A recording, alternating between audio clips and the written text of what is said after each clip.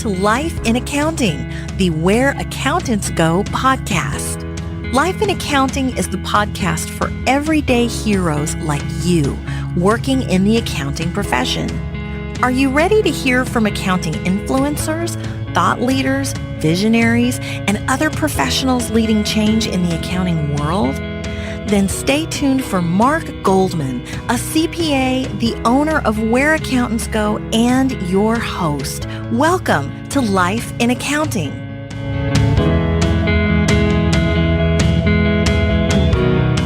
As much as you can, as someone can step up and take ownership and own that direction of whichever that organization is going in, I think really speaks volumes and gives a student really more to talk about in an interview.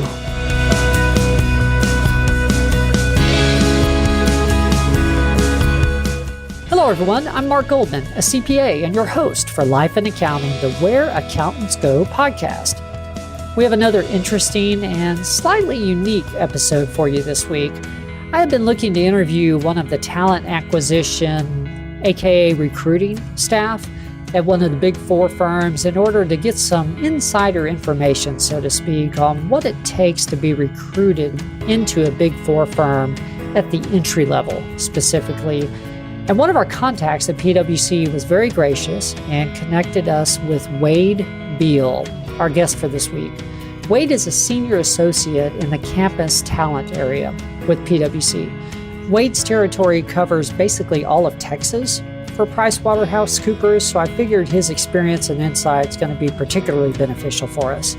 However, I had no idea how much his passion for his job was going to shine through in this interview. You could tell that he really, really loves his work. Even if you're already well into your career, you're going to get some good tips from Wade on really just good interview technique. It's not just for up-and-coming graduates. Wade has some good insight for all of us, no matter where you are in your career journey. Here we go with Wade Beal, Campus Talent Senior Associate with PwC.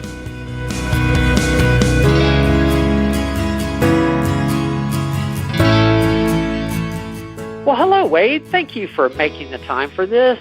I really think it's going to be beneficial to our audience, particularly those that are just getting their career started or at least will be here in the near future. Thank you very much. Thank you, Mark. I've been really looking forward to this. Oh, wonderful. Well, I wanted to have you on the show because I was looking for someone that could help our audience out with insider information, so to speak, on what it takes to be successful, the first couple of years at a big four firm, and particularly actually what it takes to be recruited in the first place. And I figured, it would obviously be beneficial to the audience and for those looking to take that path in their career, but also it couldn't hurt, the firms to have people that are a little more prepared going into that process. I want to make this about PwC specifically, though. So before we get into, sort of the advice and tips, if you could tell us a little bit about PwC, what the general public may not know or what makes PwC a little unique versus other firms. What do you enjoy about working there? Yeah, I have now been with PwC going on 3 years, and It's been a wonderful ride and one that I hope will continue on far into the future. The thing that keeps me here, there's a couple things. The first being, I think, the culture. It's really stayed true to when I was going through the search for joining the firm, it stayed true to that. It's very much a forward-thinking type of culture. The leadership here at the firm really takes to heart what the staff at all levels have to say about, what's working, what maybe isn't working, and adapting and molding it so that everyone kind of has a voice. And to me, especially for such a large firm to kind of take that approach and really own it, it's really a great feeling and something that keeps me here as well. And then, in addition to that, you have the people. I think anyone at any of the large firms would say that, but really the people have very much so been consistent along the way. I have not met a single person that I haven't gotten along with. Everyone has just been so welcoming and just there, to kind of pick up the pieces. If I need help or vice versa, if I need to help out, I'm always there for people. And then kind of the other thing that I guess I would really enjoy and say about the firm is the benefits. They're very generous, and I think that comes from a healthy competition amongst all other firms. We want to offer a good slate of benefits for people to really have and take advantage of when they're within the firm. So it's definitely better than, what I was receiving at maybe some industry jobs prior to joining the firm. Okay. Yeah, I know some firms in public accounting have some unique benefits as compared to industry. Interesting. Are there any in particular that you'd like to highlight, or anything that sort of you don't find in private companies? Of course, yeah. Really a couple come to mind. The first being, we call it the firm-wide shutdown, and that actually occurs the week between Christmas and New Year's. And that's very much so directed from leadership, in New York for the firm, that we want the staff and everyone to unplug and really spend time with the family and kind of just do what you want to do with that time. And that's really reassuring. I think in the 3 years that I've been here, you could count the amount of emails that I get during that week or so, or those 4 or 5 days.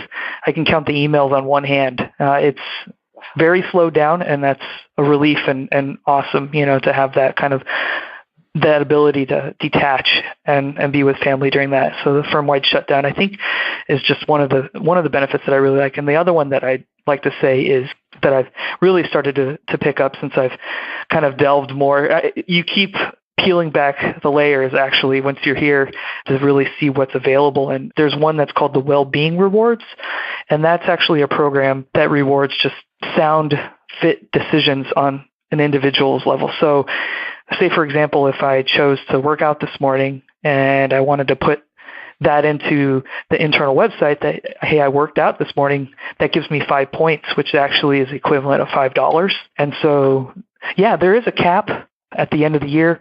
You can only hit a certain level, but it is still generous. And so you can then turn in those dollars that you accumulate, whether it's getting your eyes checked regularly or getting your teeth cleaned regularly. There's executive health exams that are rewarded, those types of things.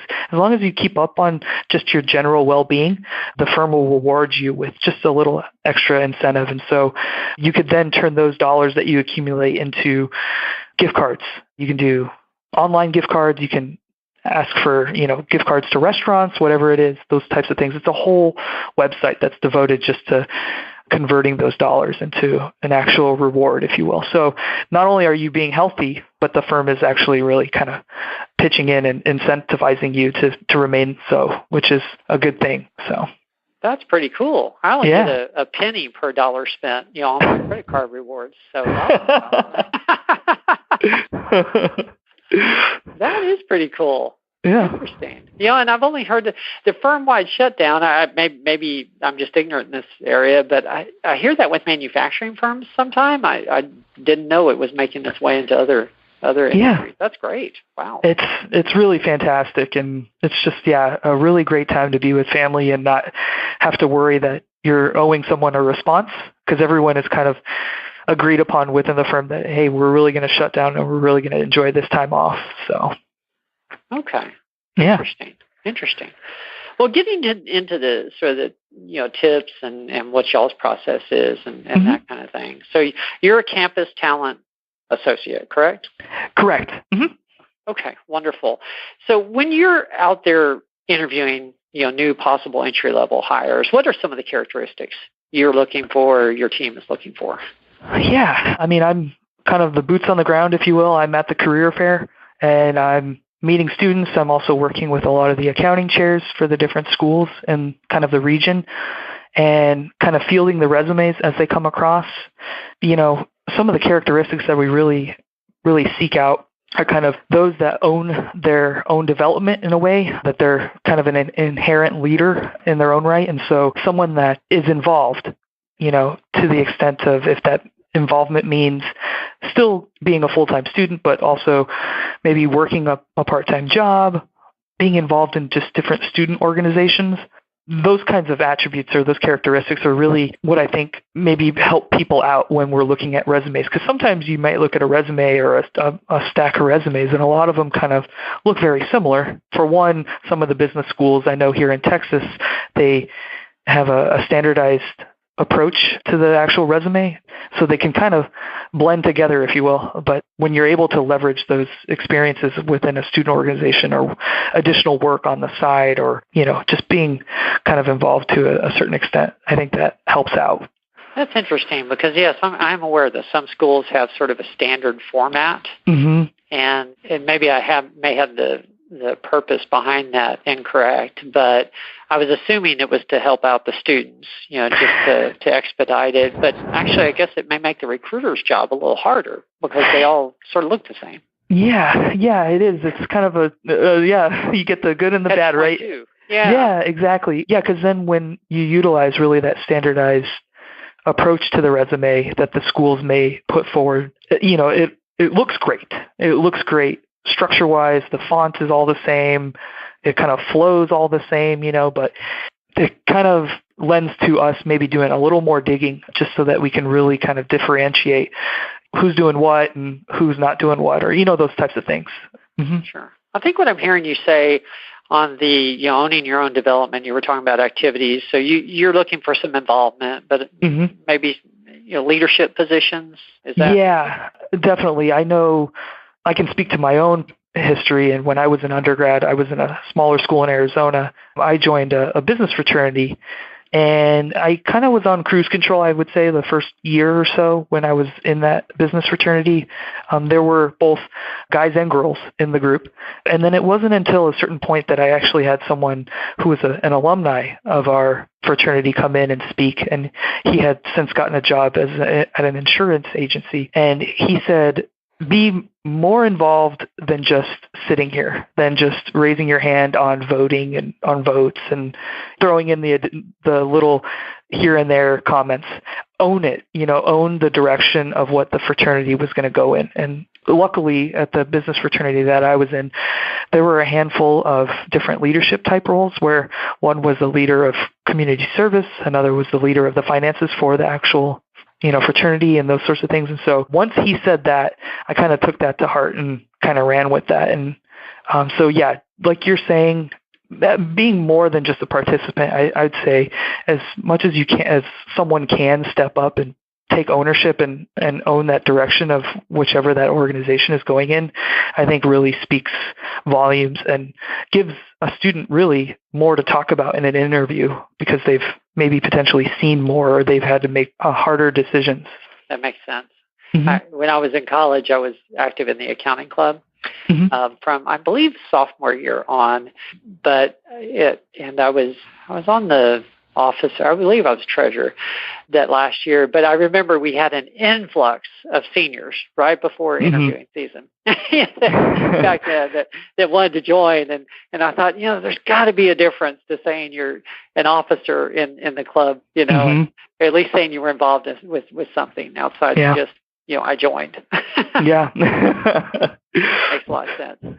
Yeah. Well, as long as we're on the topic, I wouldn't be doing the interview justice if I didn't ask about GPA. I mean, do you guys have specific GPA requirements? I mean, do they differ by school or area of the country, or how does that all work? Yeah, it's definitely a topic that's discussed amongst our leadership. The one thing that I always fall back on is we regularly review our job descriptions, and every year when we're posting on the different campuses for internships or for full-time, we do put in there the current GPA that we're looking for as a requirement. And so if it does change from year to year or semester to semester, I always just refer people to look at the job description that we actually have posted. I can be honest, I know that that's for our firm. I don't know if that's the same for others, but I can speak to ours, and that's kind of what we do for that.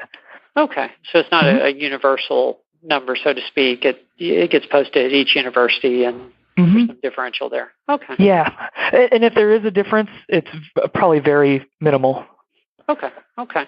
Other than, I guess, leadership positions and a certain minimum GPA, what else do you guys look for?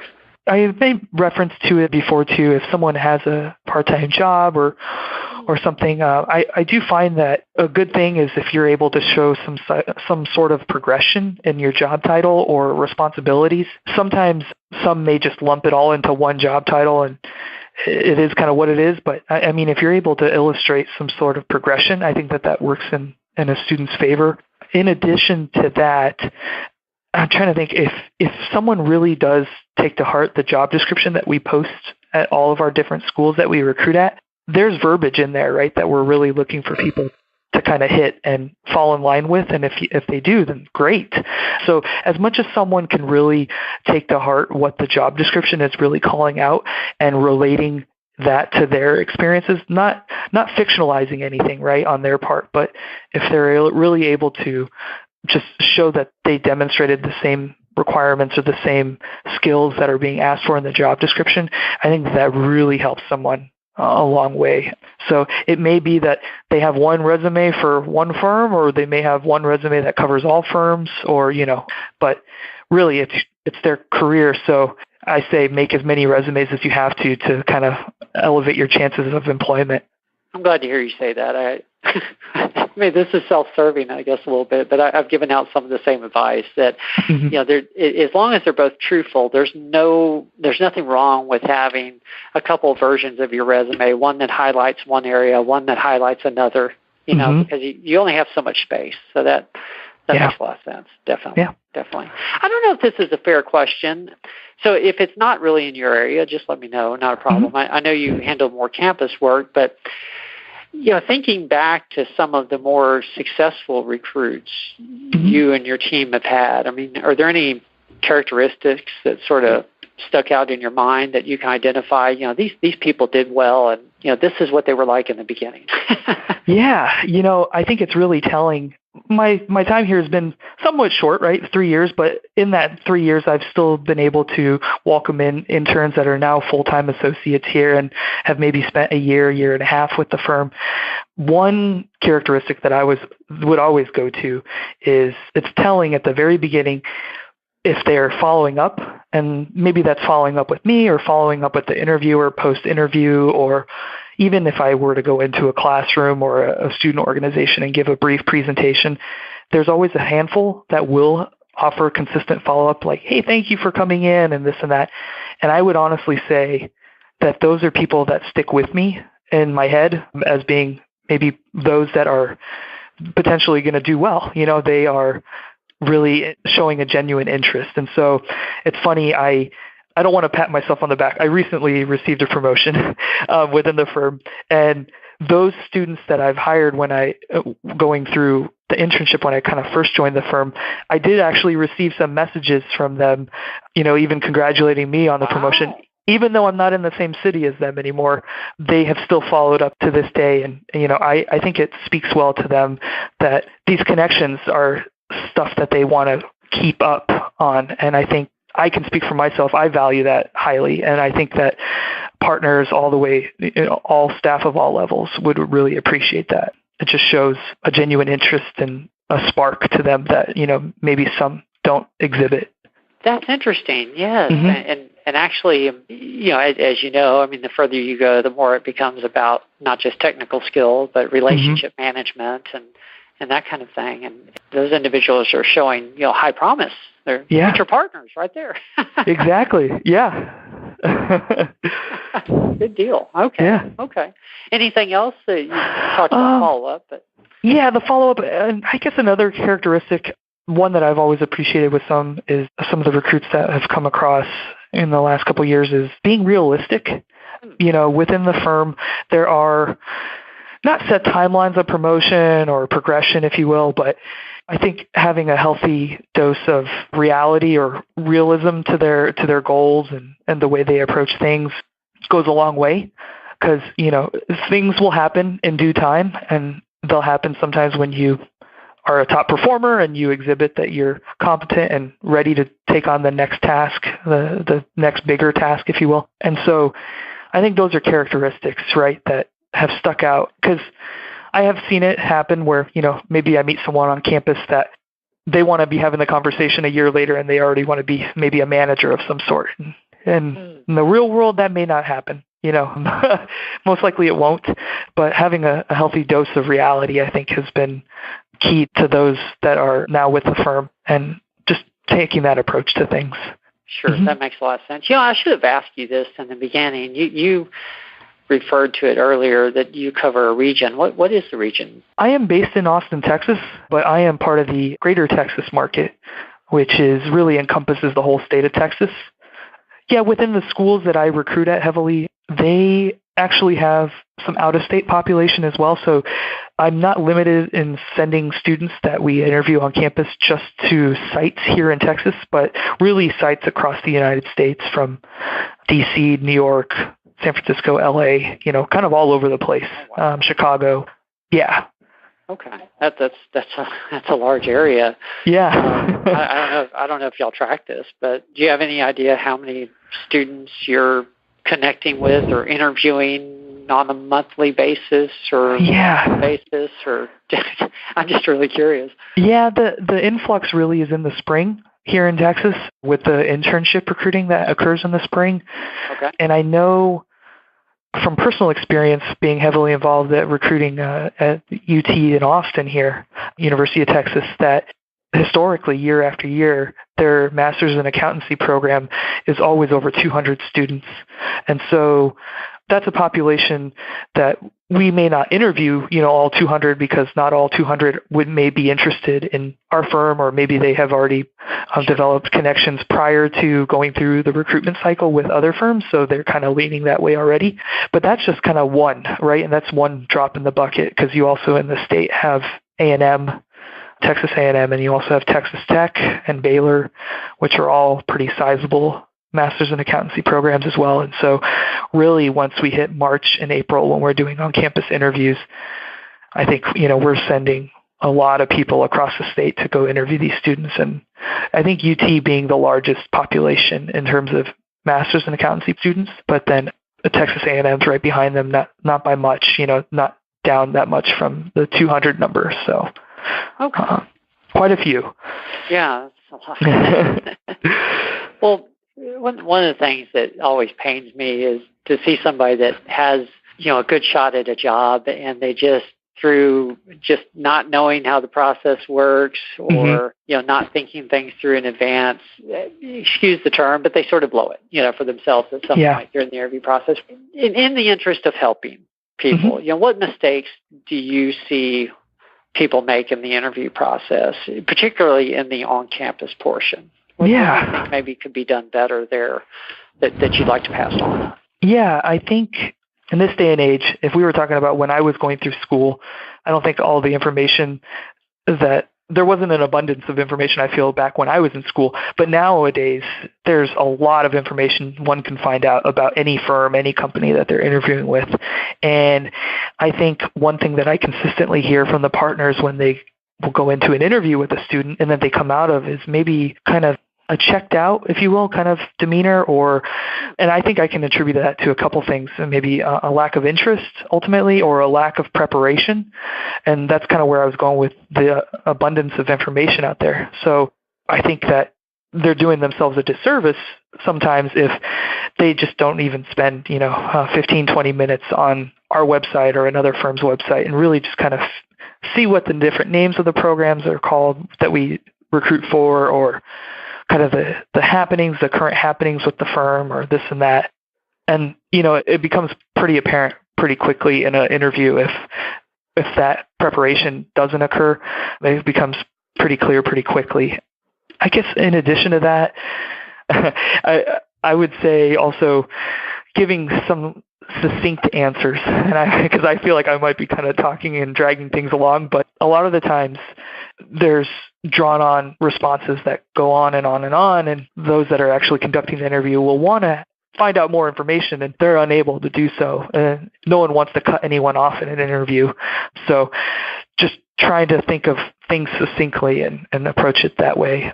And then the other thing that I would also say is minimizing maybe the amount of personal information that is shared. Sometimes, it could go into being kind of feel like a conversation, but also still remember that, it's a potential employer that you're interviewing with.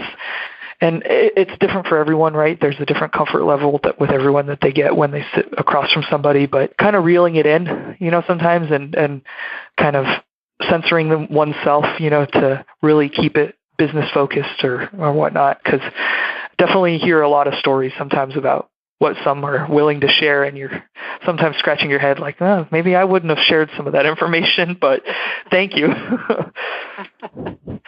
That's interesting to me because everything you're mentioning are sort of interview basics. And if that's what needs to be done better, it's just a matter of making the investment of time, really, to prepare. That's very interesting. Yeah. Okay. Also, what I'm hearing you say is you assume that people know that it's, a global firm, some of the basics about the firm, but you'd like them to know a little bit more of the details, recent happenings at the firm, different programs. Yeah. Do a little deeper research to prepare so that it's unique to your firm, not just the same thing they're going to say to the other three. Right. Yeah. I will kind of add on to that in that when I was going through the recruiting process, I came through as an experienced hire with the firm. And when I was really going down the road and starting to do initially some phone interviews with the firm, I took the time. I don't know how long it must have been. At least at a minimum, it was 2 hours, if not 3. I took a 1-page sheet of paper and I just went to town on it. I pulled up the website. I went pwc.com, and I kid you not, I clicked through every link that I possibly could, and anything that remotely seemed interesting to me or something that I would want further clarification on, I wrote down on a piece of paper. And as I started going through the process of going through the different interviews, I kind of leveraged those points that I wrote down. So it wasn't something that I was cooking off the top of my head, like, because you always get that question at the end of an interview. Do you have any questions for us? And believe me, I had a whole list because I went through the research, and I don't know, I just feel like sometimes if someone is willing to invest the time to really do the investigation and the research into things, that it just shows through in the way they're speaking and the way they're carrying themselves in an interview. And I think it engages the interviewer a little more, maybe even subconsciously, that there's just something about that kind of energy that comes about that. So, okay. Yeah. People can sometimes really blow the whole interview with, nope, I don't have any more questions. Yeah. There's plenty out there to ask something about, Well, do you have any thoughts or advice on the rest of the process? What happens after that campus interview? What is the rest of the process with PwC, first of all, and then what's the best way to prepare for that? Yeah. So, of course, someone would, if they receive the on-campus interview, typically the process is if they do well on the on-campus interview. Specifically here in Texas, we have some follow-up events, so they would receive invites to those. And then in addition, there would be kind of a second and final round interview that would either be conducted on site at the office of their choosing, or a virtual interview if, say, they're trying to go to an office that's outside of the state. That second interview would occur at that point. But yeah, there are follow-up events that occur. And, shortly after that, after their second and final interview, is when they're either extended an offer or not. And if not, as much valuable feedback as we give to them.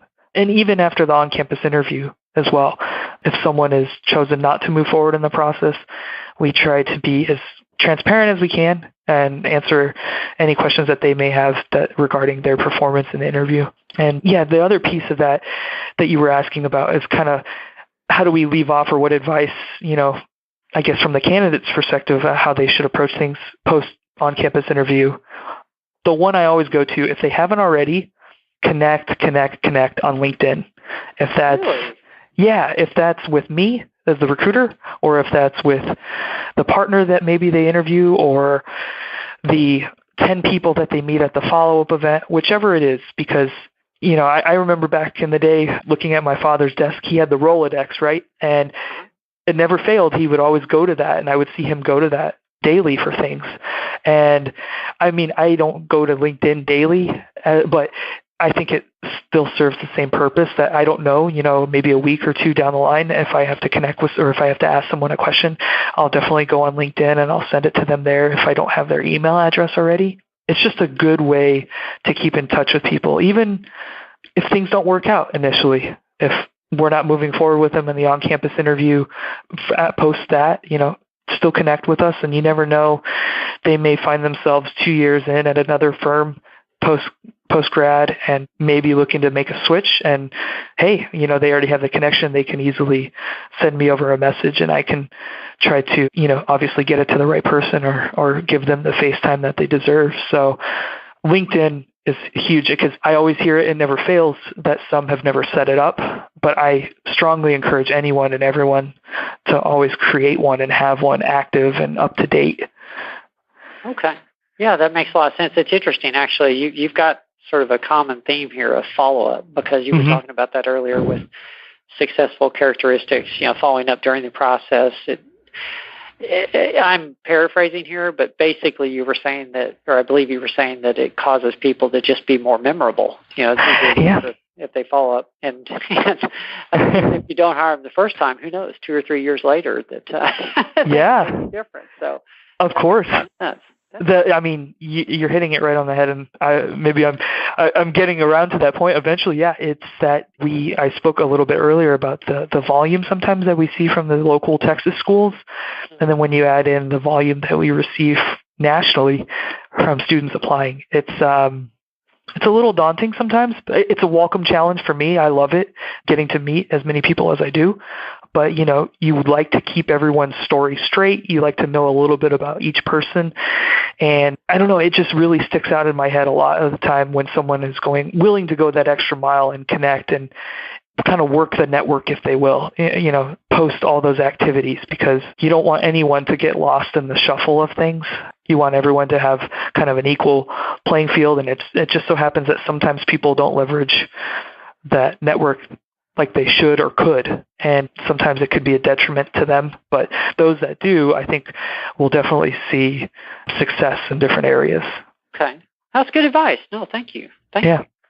Well, I want to be respectful of your time. And I end every podcast with the same questions for consistency. For your sake, I altered them a little bit since you're more on the campus recruiting side and not in the trenches in accounting, but I did want to have some consistency. So first of all, I guess, what do you enjoy the most about working in your role as a recruiter? What keeps it exciting for you? Kind of the last item as well is that the volume of students that I meet, it's an ever-evolving roster, if you will, from semester to semester, and those that I keep in touch with, it's really great, to see people progress and kind of start achieving the goals that they had set out. And so I feel kind of like a mile-high view of that, because I meet a lot of people and I get to see kind of how things play out with some people that way. And so it's that kind of ever-evolving, constant change of students that I meet that keeps me really engaged and really happy to do what I do. It's never stagnant, I always am meeting new people and developing, different things, different interests personally and professionally, and from those, relationships that I've developed, and that, as well as, just the challenge that comes with that, really keeps me interested and loving my job. Okay. Well, I always end with the best piece of advice. What's the best piece of career or job search advice you've ever heard or ever received? I think I have a few. So one I'll reiterate to, I guess, the first and foremost thing again, because again, I think it really shows through in a good way, is when people do that research. I'm a huge proponent of that. Even if you're going to go into a career fair type situation, most schools turn over the list or the roster of companies that are going to be present. And you don't really ever want to go, I feel, up to a company and go, what is it that you do? Because, that's fine. It's fine to ask that question and we will have an answer for you. But in a way, it's not as engaging as you want to be. I think if you had some talking points, hey, I saw this on your website. Tell me a little bit more about that, or what is your angle on that, or those types of things. It just shows us that spark that you get from that. And I find that really engaging, and kudos to them for going that extra mile and doing that. So going about things that way. The other piece of advice was really also what I received when I was in the fraternity in my undergrad was, being more than just a participant. Try to raise your hand and nominate yourself, or push people to nominate you for things more frequently than not. And I think that will yield experiences that no one else will have. You can really develop conversation points in an interview with those experiences. And then the last thing, this might be trivial, but it kind of goes back to what we were talking about, the consistency of some of the resumes that I receive sometimes from some of the Texas schools. Most people will have access to Microsoft Word, or they may do it on Google Docs or some sort of thing, some sort of software like that, right? For a clean look, I always stress to students that I meet, convert your stuff to PDF. Because when I receive a resume sometimes and they're in some sort of software like a Microsoft Word or whatnot, it may look great on your computer, and because you have the margins set up however you do, but sometimes things get lost in translation, and it kind of could be somewhat skewed, when I finally receive it, and it can not look as great. One thing that never fails is the PDF format. I mean, it just looks super clean, and you never get that kind of issue. And because you always want to put your best foot forward when you're sending out stuff like that. And I think one way to kind of ensure that is that simple thing is just convert it to PDF and do that. So those are some pieces of advice that I've received and take to heart and like to push out there as well. That makes a lot of sense. Yeah, that getting the resume, it's almost like a first impression.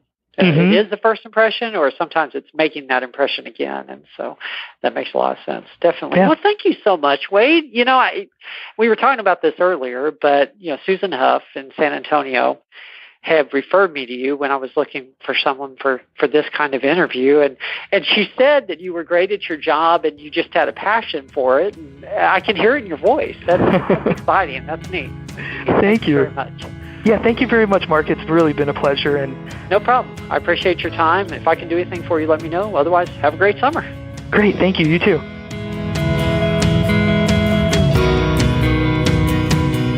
Like I mentioned in the introduction, Wade definitely thoroughly enjoys his role at PwC.